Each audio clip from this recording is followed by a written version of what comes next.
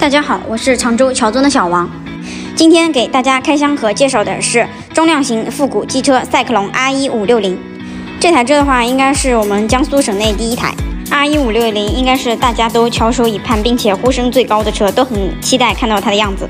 师傅们现在正在安装手把跟风挡，下面就让我们一起来期待一下吧。再等下去就怕来不及。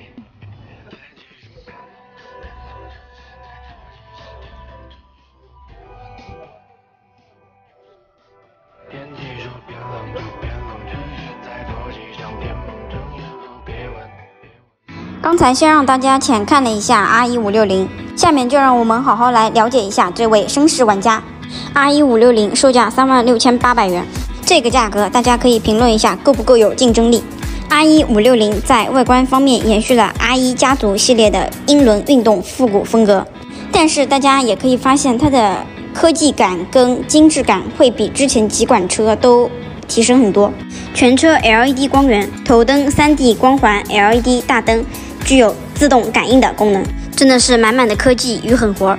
包括转向灯，它整体也做了一个改变，做成了镂空的设计。接着往下看，还有更多惊喜值得你发现。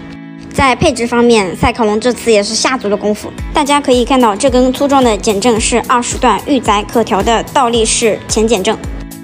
在配置方面，大家可以看到是很大的320的浮动碟刹盘，同时搭配了西护的前对向4活塞卡钳，以及博世的双通道 ABS。为了将声势进行到底，赛克龙这次连轮胎都没有放过。前后轮胎的话都是贝纳利的轮胎，非常的宽大。刚才应该有朋友已经发现了，现在油箱上不仅仅只有一个赛克龙的 logo， 油箱上的话这次还增加了一个新的贴花，非常的酷。我用手摸过了，它不是贴纸，它真的是刻在油箱上的。动力部分，这次是最抢眼，也是大家最为关注的。R1560搭载了550.4cc 排量的双缸水冷8气门发动机，最大功率43.5千瓦，最大扭矩55牛米。在国产500cc 的复古车型中，这个真的算是非常强了。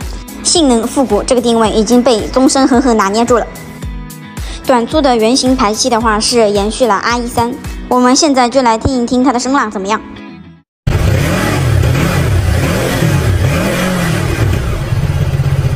大家对这个声浪满不满意呢？大家可以在评论区表达出你的想法。R1560延续了家族化的5寸 TFT 全彩仪表，依然具备着手机投屏功能。但是这次赛克龙对仪表的 UI 进行了一个全新设计，更加美观易读。水滴型的油箱延续了赛克龙 R1家族的英伦复古风格，20升油箱为这台车提供了超强的续航能力。又是一个小细节， R1560这次带了 USB 接口是在油箱前方，这样的话大家平时弄一个手机支架充电也会方便很多。R1560作为 R1系列的高端车型，在延续了家族化的同时，又对设计跟细节做工做了很大提升，为很多喜欢中量级复古街车的摩友们提供了一个更新更好的选择。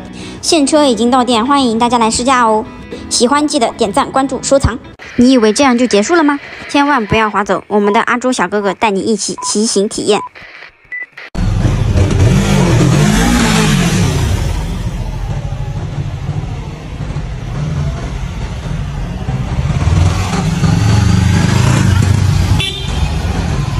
喜欢想要试驾的朋友们，千万不要再犹豫了，我在门店等你哦。